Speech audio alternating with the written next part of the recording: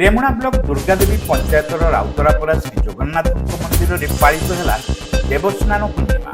108 गरा सुवासित जल में स्नान पर गजानन बेश भक्त को दर्शन देले महाप्रभु। बालेश्वर स्टेशन चक्कर खुली 1 और 2 gram gold forming jewellery showroom. आज ही आसतु और बाछि नियंतु आपनको मन पसंद गहना। एसजे ज्वेल्स समाज ऑफिस तलमंगला स्टेशन छक बालेश्वर। देवस्नान पूर्णिमा अवसर में बालेश्वर और मयूरभंज जिला सीमांत रेमुणा ब्लॉक अधीन दुर्गादेवी पंचायतर भंजछड़ा राउतरापरा स्थित श्री जगन्नाथ मंदिर में चतुर्धा मूर्ति स्नान यात्रा संपन्न हो जाइछि। प्रारंभ में सकाल सूर्य पूजा, गुरु पूजा, 10 दिगपाल पूजा, अवकाश, मैलम, द्वारपाल पूजा प्रभृति नीति अनुष्ठित होता। पर मध्याह्न समय चक्रराज सुदर्शन, बड़ ठाकुर बलभद्र, जगज्जननी मां सुभद्रा एवं महाप्रभु श्री जगन्नाथ दारु विग्रह को सेवक माने गोटी पहंडी रे स्नानबदी को विजय कराइथिले। महाराज भावे प्रभात कुमार विश्वाल दियों सम्मुख में छेरा पहरा करथिले। घंटा घंटा और मृदंगर ताले ताले तथा श्रद्धालु जय जगन्नाथ ध्वनि रे गगन पवन मुखरित हो उठिथिला। स्नान विधि रे चतुर्धा मूर्ति विजय हेबा परे सेवक माने मंदिर परिसर रे थिबा पोखरी 108 गरा जल आनी सुबासित करथिले। यापरे महाराज श्री विश्वाल श्री जीव मानू जथाविधि स्नान कराइथिले। बड़ ठाकुर बलभद्र को 33 गरा, महाप्रभु श्री जगन्नाथ को 35 गरा, देवी सुभद्रा को 22 गरा और सुदर्शन भगवान को 18 गरा जल रे स्नान करा जायथिला।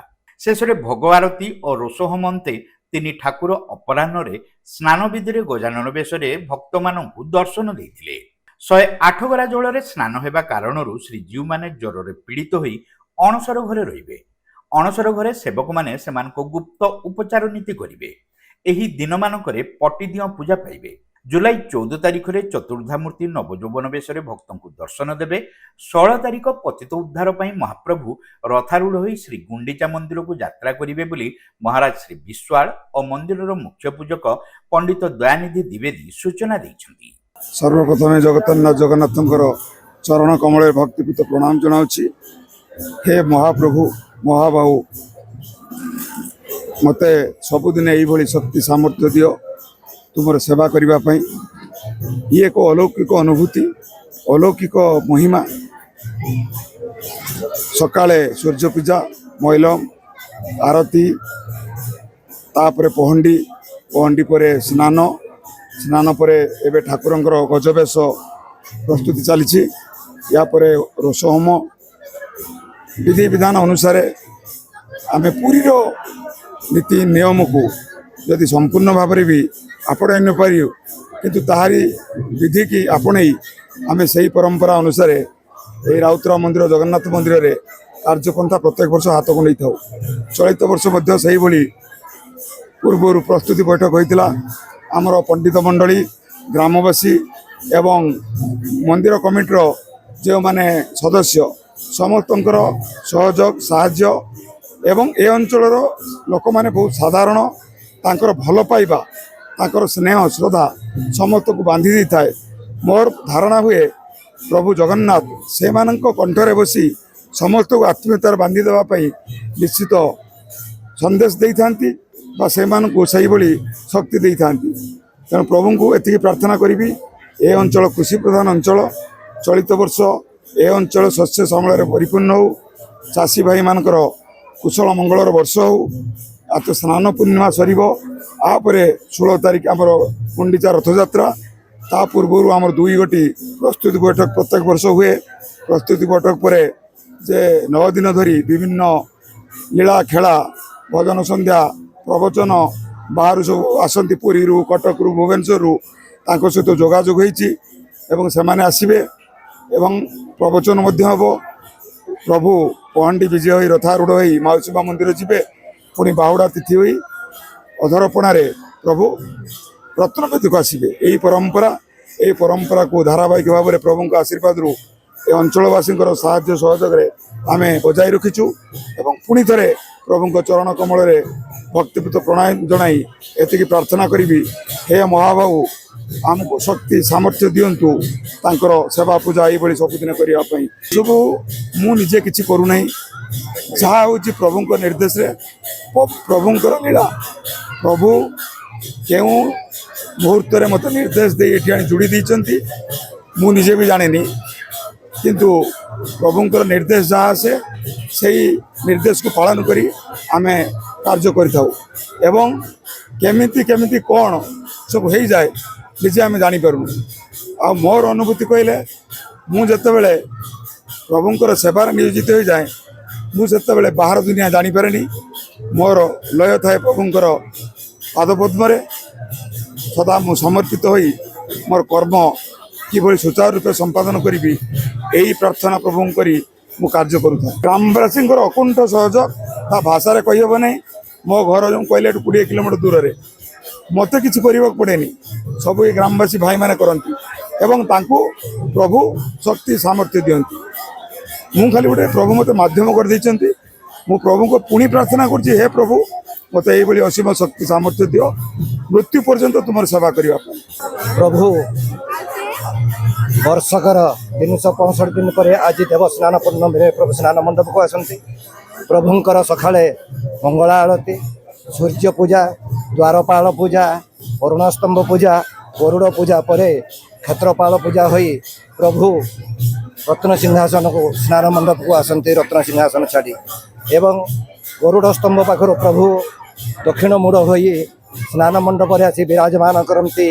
ସେଇ ବଳ ଭାଇ ହଳାୟୁଧ ବଳରାମ ଏବଂ ଜଗତର ନାଥ ଜଗନ୍ନାଥ, ମାତା ସୁଭଦ୍ରା ଦେବୀ, ସୁଦର୍ଶନ ନାରାୟଣ ଚତୁର୍ଧାମୂର୍ତ୍ତି ସ୍ନାନ ମଣ୍ଡପରେ ବିରାଜମାନ କରି ଶହ ଶହ ଭକ୍ତମାନଙ୍କୁ ତାଙ୍କର ଚର୍ମ ଚକ୍ଷୁରେ ଦର୍ଶନ ଦିଅନ୍ତି ଏବଂ ସମସ୍ତଙ୍କର ମଙ୍ଗଳ କାମନା କରନ୍ତି। ସ୍ନାନ ମଣ୍ଡପରେ ପ୍ରଭୁଙ୍କର ପ୍ରଥମେ ଗଣେଶ ପୂଜା କରାଯାଏ ଏବଂ ବିଘ୍ନ ଉଚ୍ଚାରଣ ପାଇଁ ନଡ଼ିଆ ଫଟାଯାଏ। ତତ୍ସହିତ ପ୍ରଭୁଙ୍କର ସ୍ନାନ କରାଯାଏ। ବଳଦେବଙ୍କୁ 33 ଗରା ଜଳରେ ସ୍ନାନ କରାଯାଏ। ଜଗନ୍ନାଥଙ୍କୁ 35 ଗରା ଜଳରେ ସ୍ନାନ କରାଯାଏ। ମାତା ସୁଭଦ୍ରା ଦେବୀଙ୍କୁ 22 ଗରା ଜଳରେ ସ୍ନାନ କରାଯାଏ।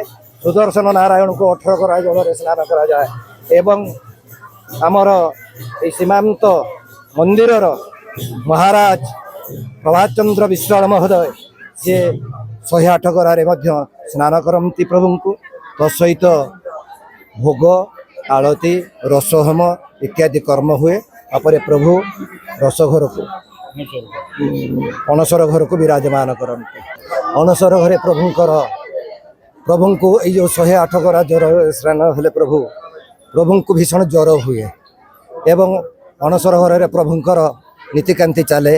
ପାଞ୍ଚଣ ଲଗାଯାଏ, ଭୋଗ ଲଗାଯାଏ, ପାଳ ଭୋଗ ଦିଆଯାଏ, ବିଭିନ୍ନ ପ୍ରକାର ଔଷଧ ମଧ୍ୟ ପ୍ରଭୁଙ୍କୁ କରାଯାଏ ଏବଂ ସେକ ମଧ୍ୟ ଦିଆଯାଏ।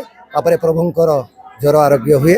ପ୍ରଭୁ ନେତ୍ର ଉତ୍ସବ ଦିନ ଶ୍ରୀମନ୍ଦିରକୁ ଯାଆନ୍ତି ଏବଂ ଦ୍ୱିତୀୟା ଦିନ ପ୍ରଭୁ ଶ୍ରୀଗୁଣ୍ଡିଚା ଉଭାଯାତ୍ରାରେ ଜଗନ୍ନାଥ ଶହ ଶହ ଭକ୍ତବୃନ୍ଦମାନଙ୍କୁ ଦର୍ଶନ ଦିଅନ୍ତି।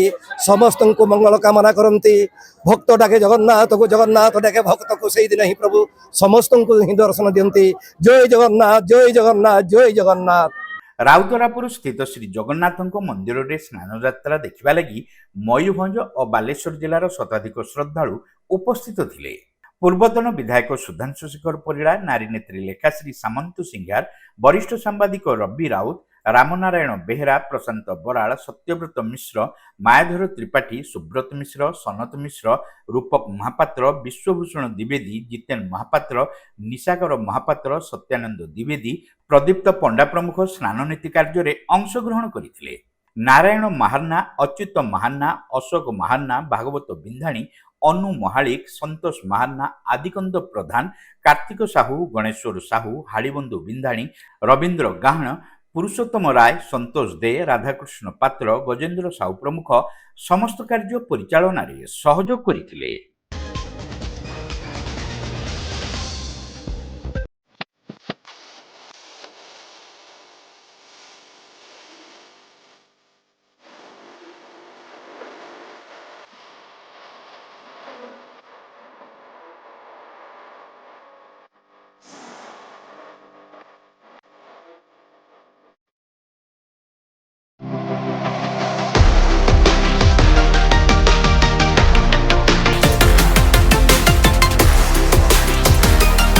माँ लक्ष्मी ज्वेलर्स, विवेकानंद मार्ग, चिड़िया पोलो, Baleshwar. Welcome to Pratiksha Fertility and IVF Clinic, Baleshwar.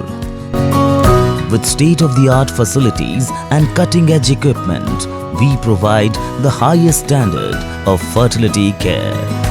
Pratiksha Fertility and IVF Clinic, Baleshwar. Pipe किनिबा पूर्वरु पाइप रो पारिबा पणिया उपरे प्रत्येक प्रश्नर उत्तर आमे दबु। पानीर प्रखर जेते तीव्र हो अबा पानीर शिखर जेते उच्च हो, एमके प्लास्ट कंपनी रे निर्मित एमकेपी ब्रांड रो सुदृढ़ एवं दीर्घस्थायी पीवीसी एंड एचडीपीई पाइप्स सर्वदा नंबर 1।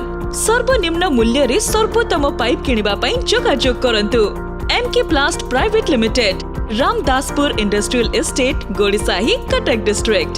पिन 754006। कॉल करंतु 8637278439 किबा ईमेल करंतु admin@mkplast.in।